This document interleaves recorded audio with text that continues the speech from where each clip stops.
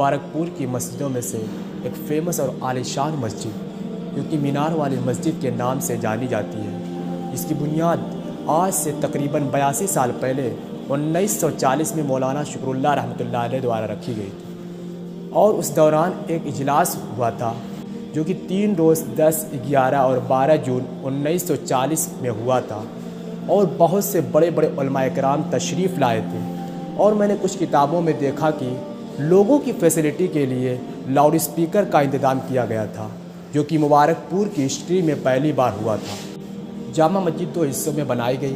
पहली बार 1940 में, जो कि बाहर से कुछ इस तरह दिखती थी, और जहां हर तरफ बेहतरीन नक्काशी, दीवारों पे अरबिक लाइनें और कहीं बैल बूटे बनाए गए हैं। और मुझे लगता है कि वाकई वो लेबर तारीफ़ के लायक थे, क्योंकि इस मॉडर्न ज़माने में जहाँ हर काम मशीनों और टेक्नोलॉजी के ज़रिए किया जाता है, शायद ही कोई लेबर ऐसी खूबसूरत डिज़ाइन बनाने की सलाहियत रखता होगा। दूसरी बार 30 साल बाद 1970 में मस्जिद का दूसरा हिस्सा बनना शुरू हुआ, और उसी दौरान मीनार की बुनियाद रखी गई।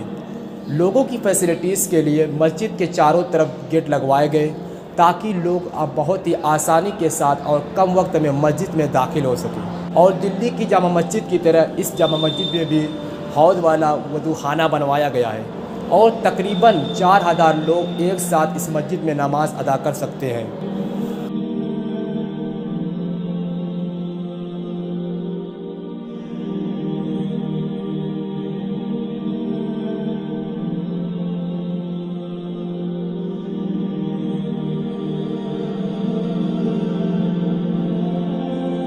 और इस मस्जिद की सबसे बड़ी पहचान जो कि मीनार है, इसकी बुनियाद 1970 में रखी जा चुकी थी, लेकिन कुछ रीज़नों की वजह से तामीर नहीं हो सका था। लेकिन फिर 32 साल बाद 2002 में मीनार का काम दोबारा शुरू हुआ। कहा जाता है कि उस दौरान कुछ गवर्नमेंट साइंटिस्ट इसके जांच के लिए आए थे, और वे लोग बुनियाद की मजबूती को देखकर हैरान रह गए थे। और 3 सालों की सख्त मेहनत के बाद 2005 तक मीनार बनकर तैयार हो चुका था।